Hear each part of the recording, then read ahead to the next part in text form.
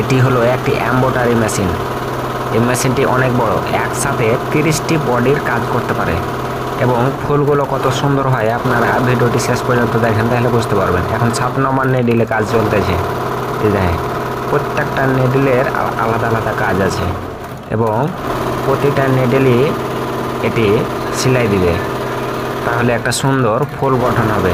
এত বড় মেশিন চালাইতে কোনো লোকের প্রয়োজন হচ্ছে না, একটা অপারেটরে এত বড় মেশিন একাই চালাইতেছে, মানে কোনো কাজ নাই, তো মেশিনই সব কাজ করতেছে, সে খালি একটু দেখাশোনার জন্য আছে আর কি।